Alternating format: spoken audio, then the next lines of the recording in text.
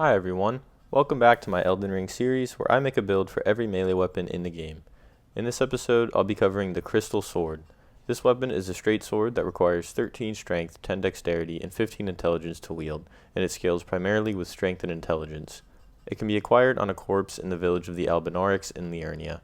It comes fixed with the spinning slash skill, which cannot be changed as this weapon cannot be infused. For this one, I went with the strength intelligence power stance build, using the Crystal Sword alongside its sibling, the Rotten Crystal Sword. Both of these weapons get near identical scaling on top of their obvious visual similarities, so this seemed like a natural pairing for a dual-wield setup.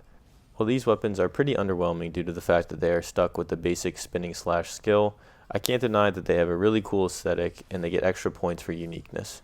As with all dual-wield straight sword builds, I tend to focus on attacking aggressively with our fast and reliable moveset. I also like using our spinning slash, especially on enemies that can be stun locked with it, which includes most smaller enemies. We also get access to a little sliver of Scarlet Rot thanks to our offhand Rotten Crystal Sword, but it isn't significant enough to build around. I don't think I even procced Rot a single time while recording footage for this video. My next video will have a more dedicated build for that sword.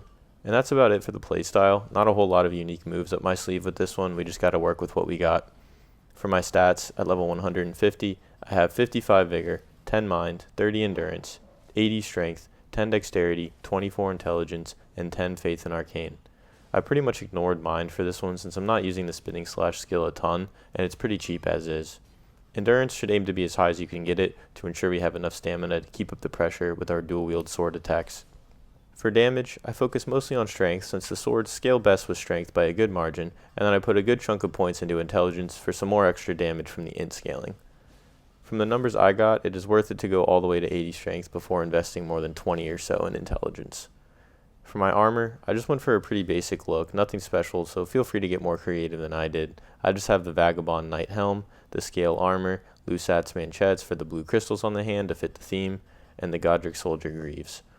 I debated using something like the Lusat's Robe to fit the crystal theme, but it just doesn't seem meant for a melee build.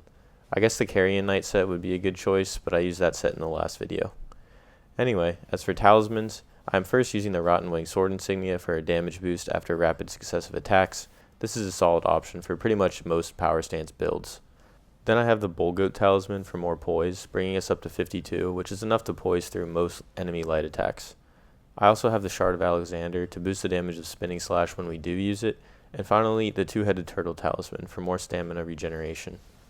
For the Flask of Wondrous Physic, I am using the Thorny Crack tier for more successive attack damage, and the Opaline Hard tier for more defense.